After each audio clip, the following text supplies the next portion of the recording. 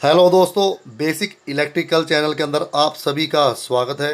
दोस्तों, आज की मेरी इस वीडियो को बनाने का जो मेरा मकसद है वो आपको ये बताना है कि एक तो सिंगल फेस का अल्टरनेटर होता है। इस अल्टरनेटर के ठीक ऊपर चार डायोड लगाए जाते हैं। इन चारों डायोडों को आपस में जोड़कर एक ब्रिज रेक्टिफायर बनाया जाता है और यही ब्रिज रेक्टिफायर एसी को डीसी वोल्टेज में बदलने के काम आता है। ठीक इसी अल्टरनेटर के एक साइड डायोड की एक प्लेट लगाई जाती है जो कि लोड के सीरीज में लगाई जाती है। मैं आपको ये कहना चाहता हूँ कि अल्टरनेटर में डायोड क्यों लगाने ज़रूरी हैं, यानी कि डायोड लगाकर एक डीसी वोल्टेज बनाकर एक डीसी मैग्नेट बनाकर देना क्यों ज़रूरी है अल्टरनेटर को। ठीक इसी प्रकार एक सिंगल फेस का चौक वाला भी एक अल्टरनेटर होता है जिसके ऊपर चौक लगाई जाती है, जिसे आप ट्रांसफार्मर भी कह देते हैं।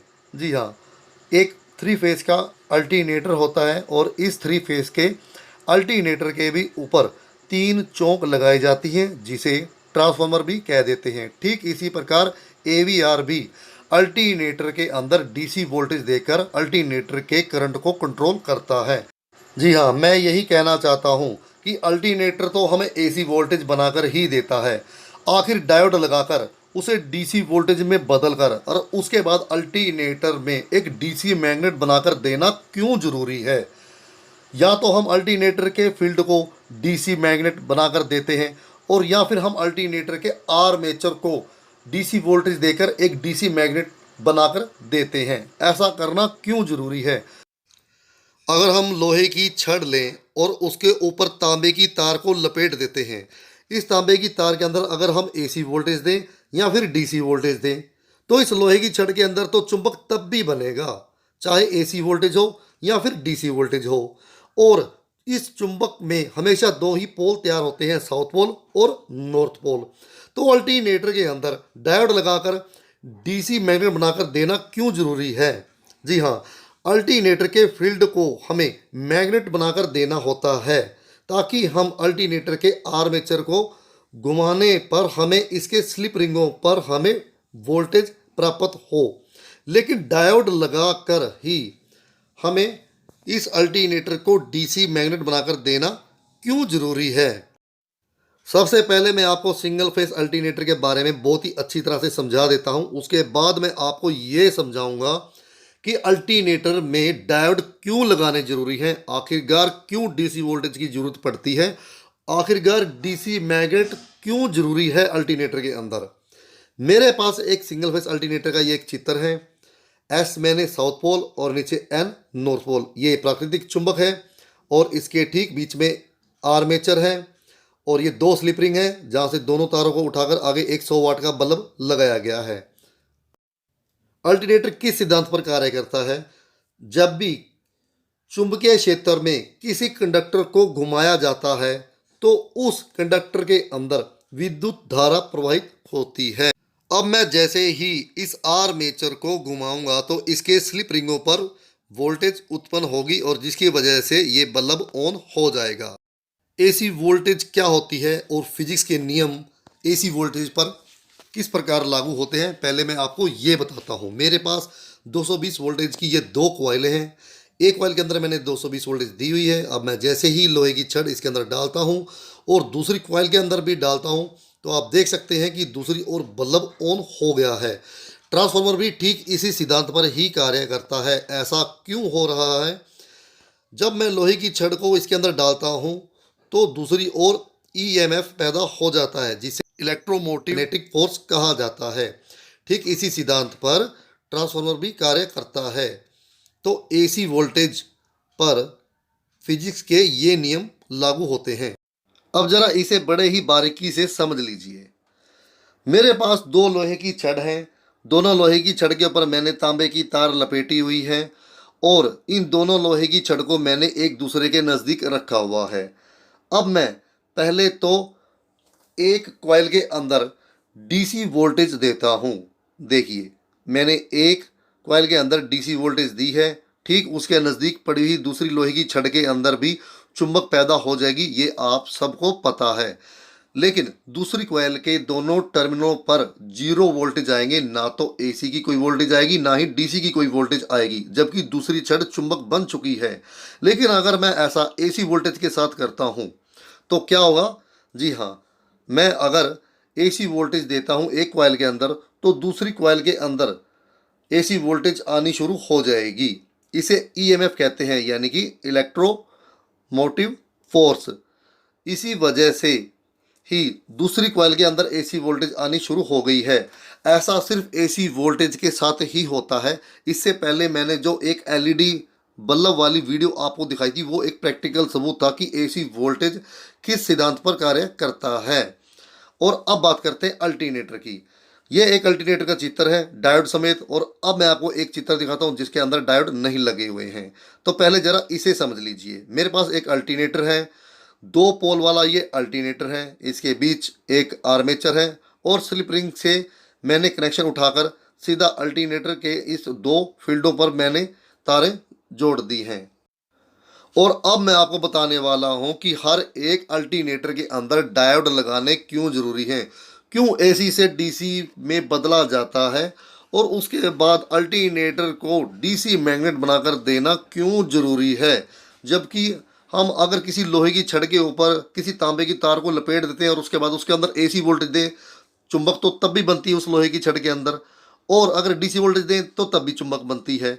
अल्टरनेटर के सिद्धांत पर कार्य करता है, ये आप सबको पता है कि जब अल्टरनेटर के इस आर्मेचर को मैं घुमाऊंगा तो इसके फील्ड का जितना मैग्नेट बढ़ता चला जाएगा उतने ही अल्टरनेटर के इस स्लिप रिंगों पर भी वोल्टेज उतनी ज़्यादा ही बढ़ती चली जाएगी।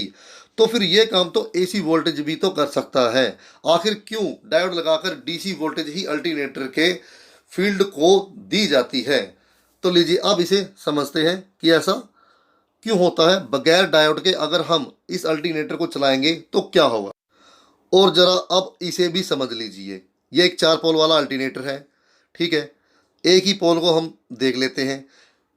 ये एक पोल यानी कि अल्टरनेटर की एक फील्ड को जब वाइंड किया जाता है तो आप इसे देख सकते हैं कि कितनी टर्नें दी हुई हैं एक फील्ड को बनाने के लिए, बजाय अल्टरनेटर के आर्मेचर के। मैं ये कहना चाहता हूं कि अल्टरनेटर के आर्मेचर को जब हम वाइंड करते हैं तो तांबे की कुछ ही टर्नों के साथ ही अल्टरनेटर के आर्मेचर को वाइंड कर दिया जाता है, जबकि इसके मुकाबले बहुत सारी टर्नें दी जाती हैं अल्टरनेटर के फील्ड को वाइंड करने के लिए।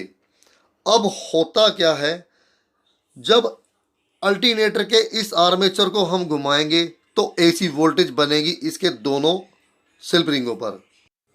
जैसे ही 1500 आरपीएम पर अल्टरनेटर का आर्मेचर घूमना शुरू हो जाएगा तो इस अल्टरनेटर के दोनों स्लिप रिंगों पर एसी 230 वोल्टेज आने शुरू हो जाएंगे। अब यही एसी वोल्टेज उठाकर मैंने अल्टरनेटर के फील्ड को दिए हुए हैं। अब फील्ड एक ट्रांसफार्मर की तरह ही काम करेगा, लेकिन एक स्टेप डाउन ट्रांसफार्मर की तरह ही अल्टरनेटर काम करेगा। ऐसा क्यों होगा? मैंने आपको पहले भी बताया था कि अल्टरनेटर के फील्ड को हम बहुत सारी टर्नों के साथ फील्ड को वाइंड करते हैं, जबकि अल्टरनेटर के आर्मेचर को कुछ ही टर्नों से अल्टरनेटर के आर्मेचर को वाइंड कर दिया जाता है। तो 1500 आरपीएम घूमने पर आर्मेचर अपने स्लिप रिंगों पर एसी 230 वोल्टेज दे रहा है। 230 वोल्टेज अल्टरनेटर के इस फील्ड पर जा रहे हैं। अब ये देखिए कि अल्टरनेटर के इस फील्ड पर एसी मैग्नेट बन रहा है, यानी कि ईएमएफ वाला मैग्नेट बन रहा है। तो ईएमएफ मैग्नेट बनने पर क्या होगा?